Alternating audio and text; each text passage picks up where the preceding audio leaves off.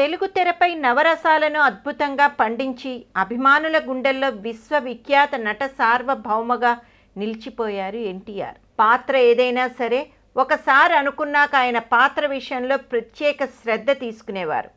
పాత్రకు సంబంధించిన అన్ని రకాల అంశాలను నిశితంగా పరిశీలించేవారు.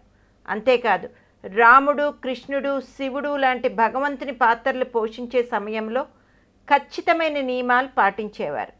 అలా ఈ తరం వారికి ముందు తరాల నటులకు మార్గదర్శిగా నిలిచారు అన్నగారు. ఇప్పుడు అచ్చం ఎన్టీఆర్ అడుగుజాడల్లో నడిచారు స్టైలిష్ స్టార్ అల్లు అర్జున్. హరీష్ శంకర్ దర్శకత్వంలో బన్నీ నటించిన సినిమా డీజే. ఈ మూవీలో ఒక బ్రాహ్మణ యువకుడిగా నటించారు అల్లు అర్జున్. బ్రాహ్మణి పాత్ర కావడం, క్యారెక్టర్లో పర్ఫెక్షన్ కోసం బన్నీ అన్నగారిని అనుసరించాడు.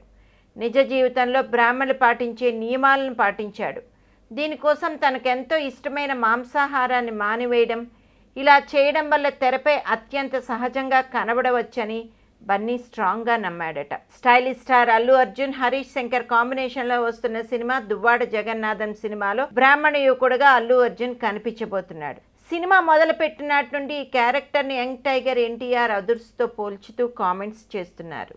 వివి వినాయక్ డైరెక్షన్లో తారక్ నటించిన అదుర్స్లో చారీ పాత్ర బాగా హైలైట్ అయింది. స్టార్ హీరోల్లో ఎలాంటి పాత్రనైనా సరే అలవోకగా చేసే గట్స్ తనవే అని తారక్ ప్రూవ్ చేశాడు. మెగా హీరోల్లో వరుస విజయాలతో దూసుకెళ్తున్న అల్లు అర్జున్ డీజేతో బ్రాహ్మణ్గా దర్శనమిస్తున్నాడు. సినిమా టీజర్, ట్రైలర్లో బన్నీ డైలాగ్ డెలివరీ ఫ్యాన్స్ని అలరిస్తుంది.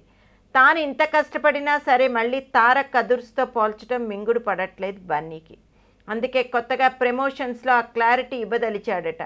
తాను డైరెక్టర్గా కాకుండా దర్శకుడు హరీష్ శంకర్ అయినా సరే క్లారిటీ ఇచ్చేలా ప్లాన్ చేస్తున్నారట.